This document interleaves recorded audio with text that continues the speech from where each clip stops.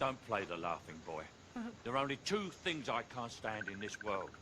People who are intolerant of other people's cultures. And the Dutch. What?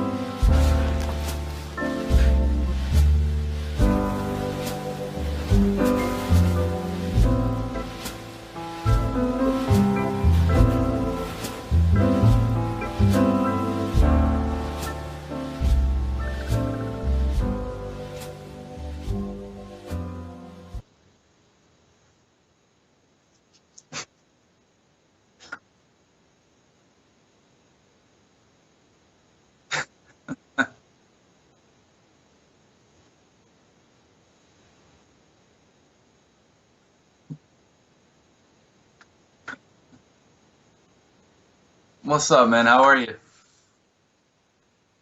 There you go. How you doing? Okay, the sound is turned on now. See, I'm messing up this entire show. Let me start again. Welcome to Speak of the Devil. My name is Reverend Campbell. I'm being joined today by Citizen Texxx, and we're talking about racism, bigotry, and hate. Hate.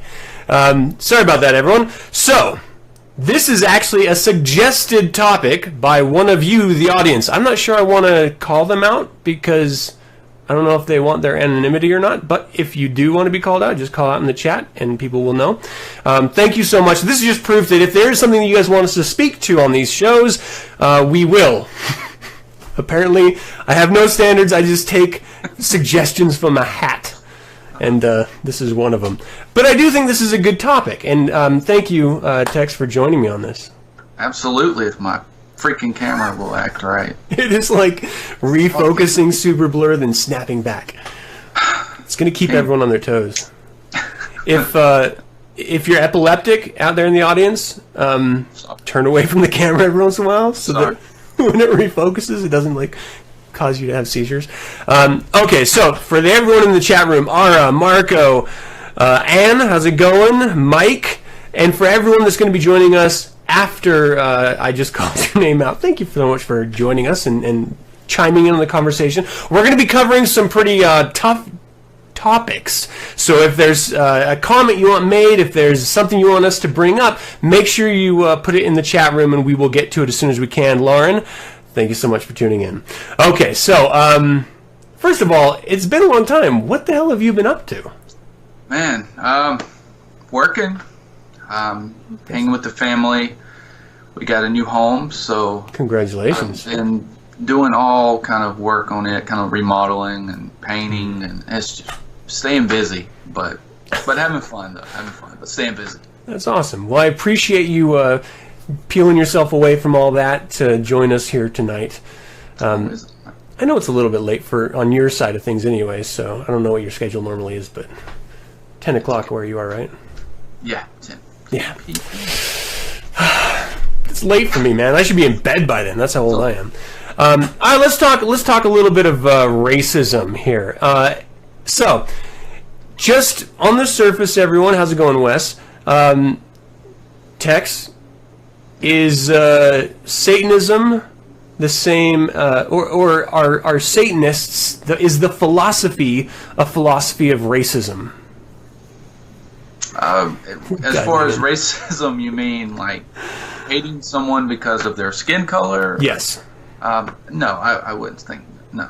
All right. Well, thanks for tuning in, everyone. That's gonna have a great night. A funny note before we get started, though, my wife, when she asked me, she said, what's the show going to be about? And I said, racism. She said, Adam had to get the Southern Satanists to do the racism.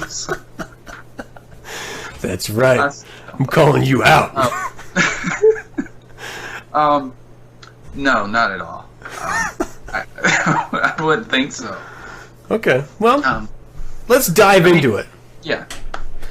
let's start with some definitions, all right? That's like usually where I like to begin a conversation so that everyone has the same idea of what we're talking about. So here's a couple terms that we're going to be using during the course of this discussion. Racism, a belief that race is the primary determinant of human traits and capacities, and that racial differences produce an inherent superiority of a particular race. Bigot, a person who is obstinately or intolerantly devoted to his or her own opinions and prejudices, especially one who regards or treats other members of the group with hatred or intolerance. Hate, intense hostility and aversion, usually derived from fear, anger, or sense of injury, which is interesting. Ethnocentrism, the belief of the inherent superiority of one's own ethnic group or culture.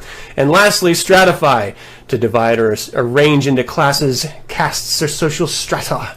So that's sort of where we're going to be going in the course of this discussion. So if you have a different understanding of those terms, you're not going off of the dictionary's definition of those terms, so this may not be a very logical discussion. For those of you who do accept those definitions, let's dive in. All right, so I cut you off a couple times there. Sorry, I'm prone to do so. Let's examine the ideas of racism. Now that we've defined it, where do you think racism comes from? I think it's taught. I've heard people say, is it taught or is it something that's natural with people? I think it's taught at a young age. I grew up kind of in a, I guess you would say, a racism home. Not really big, but it had the fears. Lots of white sheets. No, my grandfather had some on that. Oh shit! Yeah, but it was kind of when you get to the age to kind of decide for yourself, is this right or is this wrong, and kind of do your own studying. And that's when I really said it's not for me. But if I would have kept in that kind of belief, then it's kind of, I guess, like a lot of other people, it's just passed down generation to generation. So I think it's taught. It's interesting to me because I've always tried to steer away from the language of race when referencing ethnicity, because I genuinely, just from like a scientific framework of life, I don't see different races. I see a human race, a human species, and with oh wow, you just got way blurry. Freaking kidding me. Oh, nice.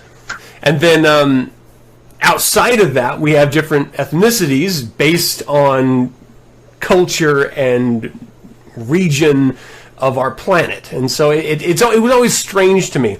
But if you look at a broad understanding of individuals who do in fact believe that the idea of races, they traditionally think of 5 separate human races. And I thought it was interesting because I looked up. Well, let me start here because this is going to be a more logical stepping point. Fuck, dude, we're going to have to jump back and forth because there's so much that I want to cover with this. Let me start here. So when I was exploring the idea of different races, recently a lot of people have been going crazy with like DNA tests or genome tests where they put spit or a drop of blood or something and send it off to a lab, gets examined and brought back to you. Well, all of that data that you're sending in is being mapped out by scientists. And what they do with it is not only tie you to specific regions, like your DNA to specific regions around the globe, but they're also getting a nice pattern of human diversity. And I always thought that was very interesting. How's it going, James? What's up, Colin? Thanks so much for joining us, man.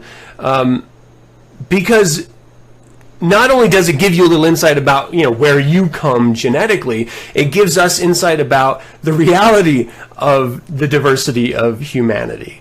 And so just some quick little notes here. The way that scientists traditionally judge diversity within a genome are the minor mutations in chromosomes, and those mutations are called alleles. So in a 2002 Stanford study found that only 7.4% of over 4,000 alleles were specific to one geographic region. Furthermore, even when when region-specific alleles did appear, they only occurred in about 1% of people from that region, hardly enough to be any kind of trademark. And so the argument is that there is a difference in the races. You start with that understanding, and in order to find that difference in the races, you look at these alleles. Well, the reality is the difference in alleles is only 1%, even in one singular geographic region. So there's no measurement that you can actually say that there is a genetic difference between what would be considered races. And they came to the conclusion in this study that there is so much ambiguity between the races and so much variation within them that two people from European descent may be more genetically similar to an Asian person than they are to each other. Really? Meaning that there's no way of actually saying that simply because you look the same, that you came from the same genetic, historic barrel. Like barrel of monkeys, there's a racist reference for you. I guess inherently it's not racist, but in the context of this discussion, it just got wildly racist. And so I always find it really strange when people are attaching so much ideas of biological constraint to supposed race, when really there is so much variation within each individual so-called race that to say that there is a race is illogical. Like, it just doesn't make sense. We're basing it off of physical attributes, and that has no bearing on anything. And so in researching the idea of racism and Satanism specifically, and we're going to get into this pretty heavily here, there's one paragraph here I'd like to read, and this is from the originally published in 1992. This is Satanism, the Feared Religion, written by Magus Peter H. Gilmore. In that essay, there's a paragraph here that I thought was interesting. He was speaking to the Nazi movement and fascism and their ideas of racial superiority and how it's misinterpreted sometimes with Satanism. But this is what it says specifically. The Nazi movement drew much of its power from a racist doctrine of Aryan superiority. Satanism is far more discerning than that. While there are provable biological differences between the races and statistically demonstrable performance levels in various activities, it's quite irrational to think that some can be elite or not simply because of the color of their skin. Even if one comes from a promising genetic stock, and by that we mean from ancestors who are proven their abilities to be superior in performance, this does not guarantee an individual's advancement. No, we Satanists only recognize an individual as elite if they prove it by cultivating their naturally endowed abilities to the highest extent possible. This is something that requires the satanic virtue of discipline, a quality we try to instill in our own iron youth. There are elite individuals from an ethnic background, and they are embraced by Satanism for the superior beings that they are, creating a uniquely satanic ethnic. And so this idea that he shared in this 1992 article, that there are demonstrable, provable biological differences, is actually, in this new 2002 Stanford study, proven out that no, that is not true. That there is so much variation in ethnicities and supposed races that it has nothing to do with your race or ethnicity. It has everything to do with you as the individual, which, of course, is reinforced later in the essay as well, in the paragraph that I read, but also just in the context of what we're speaking to. Because Satanism champions the individual, not a collectivist way of thinking. And when you boil down the idea of racism, it all comes from a collectivist us versus them mentality, right? Right. From your own personal experiences with racism, you said you were brought up in a racist background, household, I'll say. What were some of the ideas that were tossed around that you had later, upon coming to an age of maturity and seeing things through your own eyes, just disproved through your own life experience? I mean, just to be frank, my grandfather would always say, if you've seen African American man with, his eyes bloodshot red or something, that meant he was a druggie. So, at a young age, I remember, going to the store and I would see, people like that. I would think automatically start judging them, oh, they're a druggie. Never occurred that maybe they'll have some eye problems or anything like that. But just little things like that, man. Or, you were always afraid that they were going to come and break in your house, or anytime there was some kind of theft or anything on where we lived, it was always the black man. And so growing up and beginning to, I guess, be around other people, other different races, and going to school, I really just began to say, these people that my grandfather and other people were telling me were so bad, some of them are even better than some of my fucking family. I was a lot cooler, had some, great friends, but so some of those things were what I guess was trying to be taught to me at a young age. And I had to really kind of just say, that's just fucked up and wrong. And me and my grandfather, before he passed, we would get into it a lot because, to his deathbed, he was still an out racist. And he would let anybody know.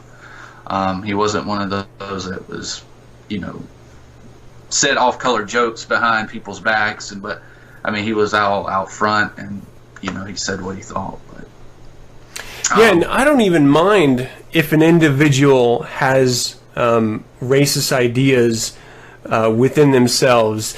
That's your thing, and it's in my opinion, it's the same thing as believing in an all-powerful deity that is going to cast all of us sinners down to hell. Like, that's just a crazy belief of your own. Like, as long as that's the extent of it, then fucking think whatever you want. It doesn't matter to me. See, that was the whole fucked up thing, was because they were still Christians, loving everybody. But well, almost everyone. It all started for me, man. A lot. It just, none of the shit made sense from Christianity, any of it. It's all. Yeah, it's wild. Like my first experiences with different ethnicity, because my father and my mother divorced when I was really young, and so we lived in really just abject poverty when I was really young until she remarried, and that sounded like she was married into money, which she didn't. But so we were just in like the straight up like Mormon ghetto, which was comprised primarily of poor white Latin and African American families. And so my friends, the people that I hung out with, that I would swing the bat with, were little black boys and little brown boys. Like, that was who I like saw on a regular basis at that age. So the idea that you could be better than them simply because of your color of skin made zero sense, because as I saw it, we were all fucking poor. We, like every one of us, were in the exact same situation. So it wasn't a leap of logic later in life when I would see someone stealing or breaking the law or vandalizing or doing whatever, because that was them expressing themselves, not their ethnic group expressing themselves. Seeing the difference between the individual versus the collective.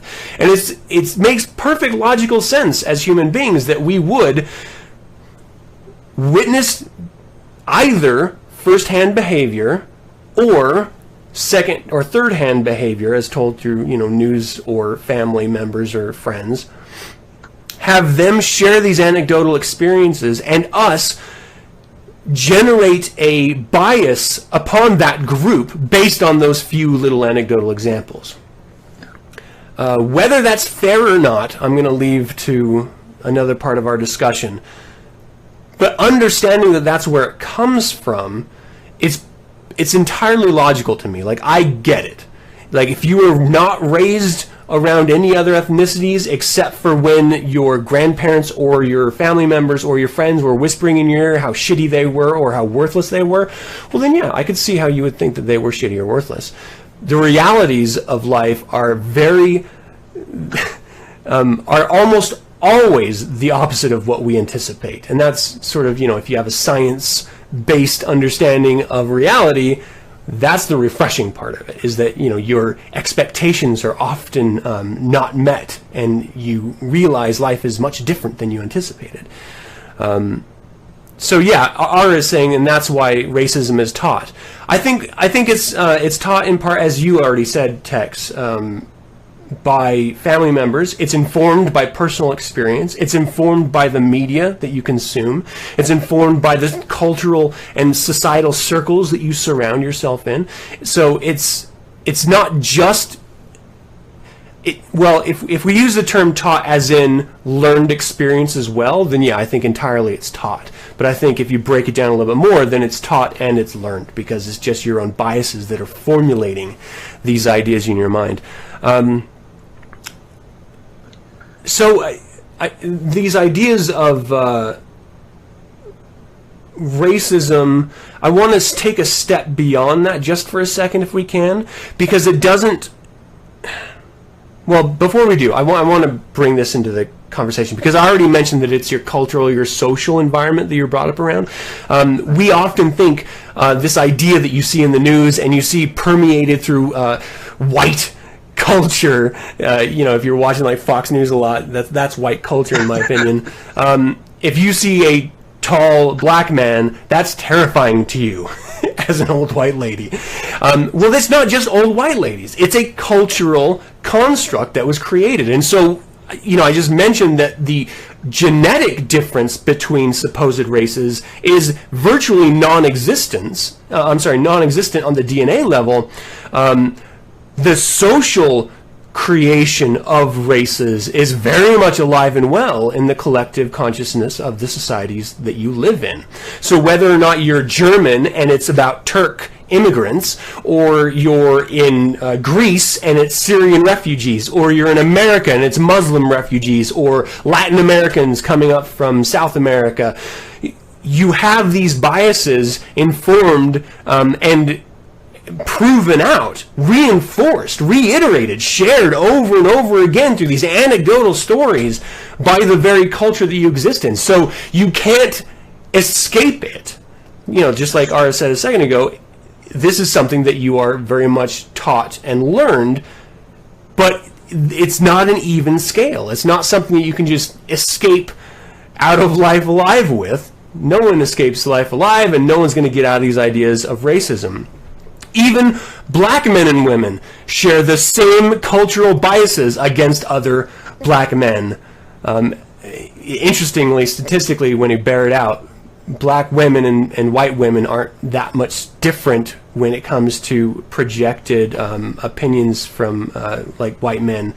But black men are the one standout that they are just terrifying to people for some reason. And it's in our culture, and you can't really escape it. Why do you think, and I don't want to harp on this too long, but why do you think black men specifically are held to such a different standard than every other gender and ethnicity? I would say a lot of it has to do with, like, kind of what you said with the news and how the media portrays them, because anytime you go, I mean, you turn on the TV, it's someone getting locked up, it's a black man. So, you know, when, like you said, an old white lady sees a black man, she's automatically scared or whatever. So I think a lot of it has to do with the media and the news would be creating the fear for it. But, I mean, there's just as many black, powerful men in the world. I mean, look, our last president, you know, Barack Obama. But I think it's still always going to be there as long as there's, you know, the news, the media, to sell it. So. Yeah. Well, jumping off the idea of race, I want to talk about gender and sexuality, because these are also ideas that are very much, they have strong bicultural biases against them. I mean, anecdotally, stereotypically, in the black community, they're very much anti-gay. Even though, statistically, there's no difference in the amount of the population that is black and gay versus white and gay or Latino and gay. There's still this cultural bias toward it. So why do you think we as human beings create these lines that categorize people, and then, well, let's start there. Why do we create these boundaries? Meaning, well, these biases, against either ethnicity or gender or sexuality. To put it simple, I think just to make ourselves feel better about ourselves. We're special, so we have to make others not so much. Yeah, I think that really sums it up. It makes us feel a lot better if we're looking at somebody else or what they're doing wrong, or something that, even though we might want to do it, or it's in the closet or something, we still point the finger because to our friends or family it still makes us look good. So I think that's why a lot of times we do draw those lines to kind of, I guess, save face, if you want to say. It's weird as a Satanist because the way that I've always looked at it is that, and here's something, tell me if you see this the same way, because I was never raised in a manner, so this is before I even identified as a Satanist, when I was just a little kid. I was never raised in a manner that in order to prove your value, you had to devalue someone else. You always proved it by doing something, by standing out in talent or an exercise, just whatever it was. You lifted yourself up in the eyes of others. You didn't push others down so that then you just seemed to be better. And so that idea, coming into it as a Satanist, it's so insane to me to think that, and I'm not disagreeing with what you just said, because I think that is exactly why people do it. But the idea behind it doesn't make logical sense, because it's the same idea of stratification. If we as a society are going to say everyone is welcome and everyone is equal and everyone is even in all things, that means you have to go down to the lowest denominator, or else everyone's not equal. Everyone's better than that lowest denominator. So you always have to go to the lowest common denominator, and that means that no one is special, and no one is exceptional, and no one is valuable. Everyone is the least valuable of that group or society or culture or whatever. Stratification is you separating yourself from everything else, understanding and accepting the idea that we're not equal, so the cream will rise to the top. The best of us will come up naturally because of their own will, their own exercise, their own exceptionalism, and that's what separates them, right? So I don't know. Why do you think that so many human beings? And I know it's not fair me asking you all these damn difficult questions. Why do you think it's? Why do you think we as the human species must drag people down in order to make ourselves feel better? Where do you think that comes from? And that's a hard one. Just to be honest, man. I mean, that's why I asked you. I really don't know why. Man, that's hard. I think part of it might come from the idea that, well, I think part of it comes from this idea that I've been spouting since I've been doing 9 Cents, is that not everyone is born with the innate capacity to be a Beethoven or a James Earl Jones or, whatever it is. Everyone has an innate capacity within themselves. And for some people, there just is none. There's just no talent. They're just worker bees. That's what they were born into. That was the chaotic toss of the dice that they ended up with, and that's just reality. That's chaos of the universe. And so they cannot, on their own, stand higher than anyone other individual. So they have to drag them down. It's that old saying, maybe misery loves company, is that they know they can't stand up, so it's so easy. It's so much easier just to drag people down than to push yourself up, especially if you just don't have the capability of lifting yourself up. Yeah. And I see that a lot with some people I know, man. They're not worth shit, to be honest. I mean, they don't do anything. I mean, work or anything, but the people that are working and busting their ass and having nice homes, cars, you know, they're sitting there putting them down, criticizing them, you know, because, like you said, they realize they're not shit. So I guess it makes them feel better. Yeah, I see that a lot. So it is weird coming into this conversation. When I was sort of in the planning phases of it, I came into it with this idea that I am a very biased individual. Like, there are just groups of people that I absolutely hate. And the more I started looking at these definitions, and the more I started doing some self-examination, I realized that I really don't care enough to hate groups of people. Even like the idea, like evangelicals drive me insane. But I don't actively hate them. That takes so much energy. Like I would have to actively think about them, and that is not what I do. So I just don't. They're just sort of not on my radar at all. Are there people that you think you actively hate or you are biased against? Evangelicals, I could say. But I wouldn't say I hate. It would be more, I guess, a dislike or aggravation, really. That's really, I mean, hate is such a strong emotion. Yeah. You know, so there's not too many people I could say I hate, like literally hate. I mean, I have a few of individuals that kind of did me wrong in, you know, some situations. But as far as like a group, I would say no. I have a lot of them that irritate me. Oh yeah. Yeah, I mean, but like you said, you know, I mean, I don't try to spend all day thinking about these groups, you know, but when they do pop up, say on social media or something, you see somebody post something about a group, then yeah, you think about it for a second, you're like, oh man, this is just bullshit, and you go on. So yeah, I couldn't say I really hate any groups, just agitate me. And that speaks to the idea of Satanism itself, is that we don't judge traditionally.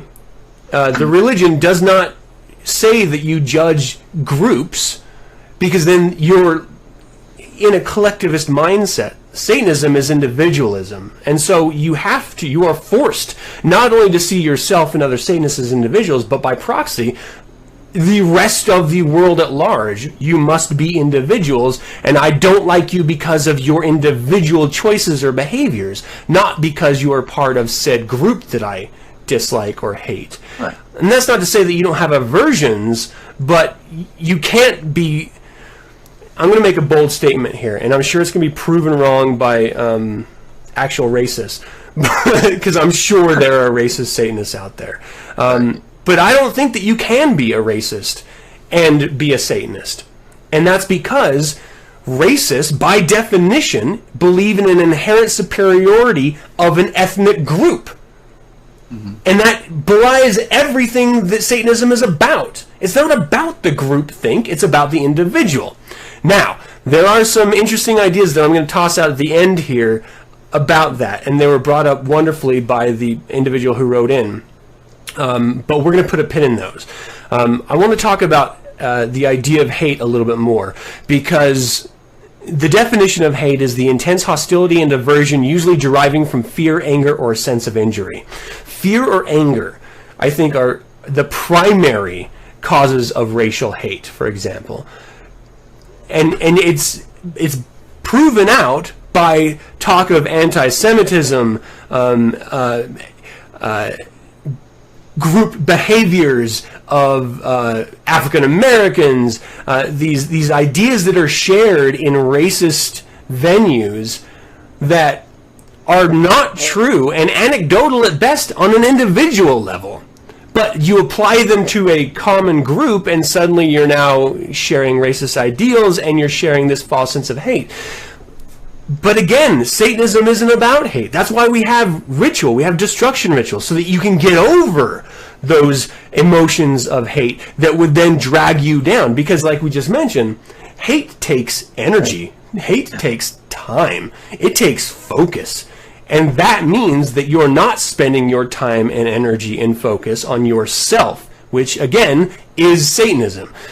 So do you think that there can even be a Satanist who actively hates not just a group, but individuals? Let's say you were just personally harmed. Can you actively hate an individual as a Satanist?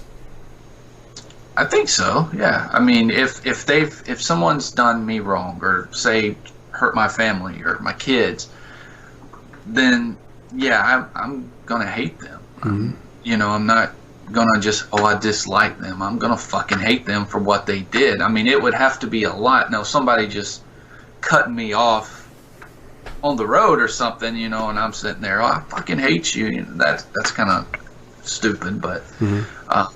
If someone hurts my family or threatens my life in any way or comes close, then I can say, yeah, I think you could. Yeah. See, and so the next step in that would be they caused injury or they offended in some immediate way. In this moment, I am actively hating them. I must now react. So instead of loving thy neighbor, if someone smacks you, you hit them on their cheek. Like, you go around and you react aggressively immediately, and you get it out and you get it done with, and you correct that behavior immediately. Whether I'm not condoning physical violence, people. I'm just saying, however you decide to deal with it in that moment, or you use greater magic. That's what the ritual chamber is there for, is that you can get over that hurdle. So I'm not saying anyone should ever forgive and forget. Vengeance, baby. Get fucking even, as you, as an individual, see that as meaning. And that may take a long time to get, and that may take you a while to get that vengeance that you're seeking. But I would argue that actively holding on to that, because it takes so much away from you being able to live your life and succeed in life, is just not a healthy thing to continue. Like, you can't just sit and brood. You have to actively find that sense of vengeance that is burning within you. You can't just sit on your hands and just hate. You have to make the vengeance occur. I can agree with that. I can totally agree with that. And kind of going back to what you were talking about with the hate and the groups, hating the groups. I don't think you can hate groups, because say you would say you hate Christianity. I can't say I hate Christianity, you know, that group, because some family members are Christians that I dearly love. So I can't say I would hate those groups or hate those individuals, because I have some family that are Christians. But back to your question with the hatred, with holding, or can a Satanist hate? I agree with you. So I guess it would be kind of like if someone harmed me, it would be kind of a reaction. But as far as saying years and years of holding on to that hate, I'm like you. I don't think that's healthy at all. And that is what the ritual chamber is for, too, to get those out. So yeah, I agree. It is interesting because everyone has different boundaries when it comes to these ideas, and where they would land in any given anecdotal moment or shared experience would be different for every individual. But by and large, the idea of a Satanist holding on to this sense of hate for a group and having that turn into this idea of bigotry or racism, it just belies common sense to me. Like, I cannot even fathom it. Like, and unless something has happened immediately to you or to someone that you treasure, even then it's an individual that's doing it. It's not like a group. You don't see like all African Americans coming up and I don't know, like bitch slapping or something. I don't know, whatever the offense is. You don't see that. And equally, it goes the other way. It doesn't even have to be a gender or an ethnicity or sexuality. It could just be an institution. You know, it could be the cops. I hate all cops. Well, the reality is individual cops are pretty awesome, but I've met some pretty fucking asshole cops too. Same thing with veterans. I know piece of shit veterans, but I also know some very genuinely good individuals that happen to be veterans as well. So it just, as a Satanist, you cannot judge as a collective. You have to break it down as an individual. So these ideas of racism or group herd think, or projecting the behaviors of one individual in whatever constructed group onto the entire group, that is just not Satanism. That's not satanic at all. Did you say it's semantics a lot has to do with it? Like within? Yeah, well, I mean, as in, like, this group equals, or this individual equals this group. I mean, it's a semantic argument in and of the argument that you're having in that moment, but when you step out of that argument, it's not semantic at all, because what you're doing is applying one individual's behavior to an entire group. And though in small ways I think one bad apple spoils the whole damn bunch, I don't think it applies to ethnic groups or nationalities or anything like that large. You know, I think that's like a small group dynamic. So I don't know. Yeah, I mean, it's interesting to me. So I want to. Wow, we've actually been talking for a while. I want to bring it around here to the idea of ethnocentrism. Because this is where the table turns a little bit for Satanists. And it's funny because I think there are a lot of ideas that, in a certain light, can be kind of hypocritical. And Satanism is not...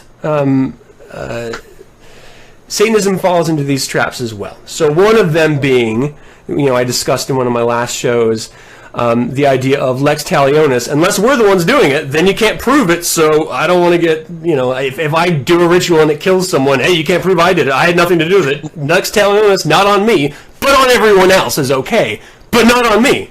So that's a little hypocritical. You know, you believe in lex talionis until it starts affecting you, then you don't want to believe it anymore. Or you want to be exempt from it. I think that this idea of judging the individual on the individual merit is very similar to that hypocrisy, in that we often speak negatively about the herd, about the rest of society. We see our own satanic ethnicity, and yes, I argue that, and I'm not the only one, that Satanism is very much an ethnicity. We share a common vernacular. We share cultural experiences and ways of viewing the world. Anton LaVey believed that we were chromosomally different. Even if that was tongue-in-cheek, it's still the idea that we are completely separate from the rest of humanity. That contains us within our own culture, with our own ethnic. So Ara is saying in the chat room, elitism. We believe that we are absolutely better than every single other individual. So this is ethnocentrism, the belief that you are inherently better simply because of your ethnic group. How can that be in any way at all if we really do see it as an individual? What do you think? It's a hard one. You're asking me these hard questions. And that was, I mean, because you sent the notes over and I kept going over trying to get what I would answer. I can't answer. I don't know. What's your thoughts, I guess? Okay, so this is, I mean, it has to be an individual basis, an individual understanding of it. Because right. You can say that we are a ethnic collection of individuals who together create an average better result of not only behavior but sense of self and contribution to a culture and a society, and that makes us better because of our individual actions. We are seen as better than everyone else. But even that on its face can be disproven by the fact that I don't think Beethoven was a Satanist. Right. I don't think some of the best actors and writers in the world are Satanists. So we have to try to latch on and say, oh, well, they were de facto Satanists. Right, those, yeah. They're de facto. So, they exhibited behavior that we like, so they're one of us. We start making up these bullshit excuses to try to rationalize, well, I'm still better. And then you have to, as a Satanist, and this is something I do, and I know I complain about this a lot, so we'll fucking deal with it, people. I know too many Satanists, which means I know for a fact that we are not inherently better. Because I've met people that are not inherently better. Like you were just mentioning, I can't hate all Christians because I have Christian family members. I know too many non-Satanists that are exemplary. Not only as pure individuals, but as in what they do. And it is so much bigger and greater than some of the individual Satanists I've met. I've spoken to. And so it becomes challenging as a Satanist to then, in the face of reality, stand up and say, yeah, we're better than the herd. I want to be better than the herd. I would like to be. Right. But, I don't know about that. You don't see it. In individuals. Right. But not in a collective. Yeah. Which then, of course, it's an individual thing. So I don't know. I mean, it's funny to me because I like to laugh about the religion. I think we all should laugh a little bit more about the religion than we actually do. But yeah, you just shown this. This is at its core. What is so ridiculous about humanity is that even us as Satanists, we seem to lie to ourselves. Oh, I'm not racist. I'm not prejudiced, but fuck all those Africans. I'm not biased against anyone, but every fucking Christian's a piece of shit. I don't hate people. I don't actively work against them unless they're fucking Democrats. It's this. Yeah. We continually lie to ourselves. So yeah, RSA selective elitism, that's all it is. It's an individual interpretation. We would like to be, hence we claim to be, highest embodiment of human life. Some Satanists? Maybe. All Satanists? No fucking way. Not at all. I mean, fuck. And the thing is, I'm a Satanist, so it's not like I'm exempt. Like, this is me, so... I just think that's really funny. So is it a bad thing? Let's close the conversation out here. We have 10 minutes on our clock here. Is it a bad thing to be racist inherently in and of itself? You mean just racist? If you as an individual just hated an ethnicity just because, is that a bad thing? Yeah, I think it would be wrong, yeah. Why do you think that that's wrong? I mean, that goes back to just the energy and time of just hating somebody like that, or for any reason. But it doesn't necessarily have to be active hate. It could just be like, I just don't like that group because I just don't like that group. Like, I don't think your grandfather actively hated African Americans. He just had biases toward them, right? Or did he actively? I don't know. I don't know. I'd have to argue with that one. All right, well, maybe it will. I mean, disliking a group, I think that's fine. I mean, if you just... Yeah. I guess... I mean, it really gets hard because I don't want to sound hypocritical on it, but... But that's the beauty of being a human, is the duality of our nature. Like, yeah. we can say that we appreciate behavior and then act in direct opposition of that. And that's just, as human beings, that's just how we are. We aspire at times to be better versions of ourselves, but at the end of the day, we're still ourselves. And we're going to try to correct behavior, or try to find the faults that we deem worthy of correcting. We try to correct them, but we're still just human beings.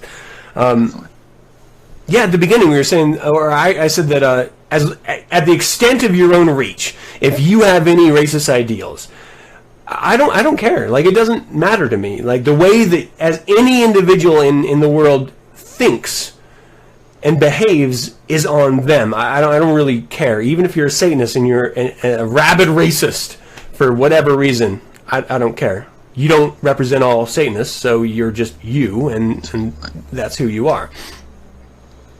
It's when it stops, it's when it goes beyond your reach. It's when you start being part of a collective as a Satanist that I start to have a problem with it. Because now you're saying you're a Satanist, but you're part of the alt-right, or you're part of Antifa. Now you're saying, I'm a collectivist Satanist, and that is a fucking oxymoron. Like, that's not something that exists. We're supposed to be individuals. Individuals, meaning you don't follow collective thinking. And if that's where you're naturally drawn, then that goes to the other side of the humanity scale, and I think that it does become dangerous, and it does become not only dangerous as the individual, but a drag on Satanism as a collective. See, and there's the other thing, the collective idea of all Satanists, as a religion. Like, your actions, if other people say that right there is a Satanist, that Satanist is Antifa or alt-right, all Satanists are Antifa alt-right, whether it's true or not, that's the collective understanding in society of Satanism now. And so that is a problem, and I do have a significant problem with that. And so we do have to actively speak out when we see that behavior. And there's no shortage of individuals pointing out liberal hypocrisy and I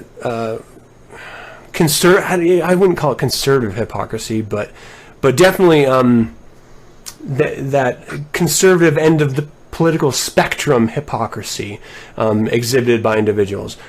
Like, we're constantly pointing out those areas, and then you see Satanists pointing at ethnic groups, saying this group is worth less than that group. These ideas are going to inevitably deteriorate the reality of Satanism in the public's eye. So way back when I started talking about the greater satanic conversation, it's not about what Satanism is, because that hasn't changed. Not in 50 years, and I don't think it'll ever change. But the perception of Satanism that we had to fight for to clear up, that's still not actively cleared up in the 80s and Satanic Panic, that's being deteriorated by actual Satanists and by people who are interpreting their behavior as Satanism. And so that is what, when we talk about racism or bigotry or hate, these ideals must be moved through. I don't think we can ever move past them, nor do I think we want to. I mean, if you experience something that causes hate within you, you want to get vengeance, and I'm down with that. But we have to move through that experience. We can't allow it dominion over us, or allow it to cast a shadow over an entire group of whatever that individual adhered to in your own opinion. Yeah, I don't know. So, I mean, I guess it's closing thoughts. What do you think about this idea of racism, bigotry, and hatred as a Satanist? I mean, do you have any further thoughts on this? As for me, it's not me. I can't be racist or anything toward a group for their color or anything, because honestly, it takes too much time, energy to even sit there and to think about all that. And I've got too much stuff going on, man. I mean, plus, like I said, if I dislike somebody or hate someone, and hate's a strong word again, but if I dislike someone, it's not because of the color of their skin or their sex or anything like that. It's because if they've crossed me or a loved one of mine, and that's it. That's as far as it goes, man, for me. Yeah. Well, I think that's a great way to close down the conversation. I'd like to know what everyone here watching this thinks. If you think we're completely off base, if you think every Satanist is a closet racist or bigot or whatever, I'd like to hear your argument. I'm open to views that are divergent of my own. I don't believe in the idea of closing it down. That's why I listen to to radio and news outlets that I don't agree with, or I read articles that I don't agree with. I think it's important. The only way that you can have a third side perspective on any topic is if you really get the 2 or 3 ends of perception and arguments and work through them in your own mind. And then you can develop your own third side perspective. But just because you're a Satanist doesn't mean you automatically have one. It takes work. Everything takes work. You have to research people. All right, well, Texxx, thank you so much for joining me today. Definitely, man. It's always an honor, man. I love It's such a rough conversation to have, too. This was, man. This is probably the hardest one. Like, but I enjoyed it, man. It's fun. I love it. Yeah. Well, we'll definitely have to get on again. I know back in the day, you and I were brainstorming collaboration venues and topics and stuff. So we'll have to figure that out again, because I like having you on and chatting with you. Yeah, man. I love it. All right. Well, everyone, thank you guys so much for tuning in live. Thank you for watching the shows, for commenting on them, for sharing them, and for liking them. And of course, if you want to find out who I'm going to be talking to and what we're going to be talking about, subscribe to the YouTube channel, sign up to the email list, follow this Facebook page if you're not already, and I guess that's kind of it. Until we can speak of the devil again, hail Satan. Hail Satan.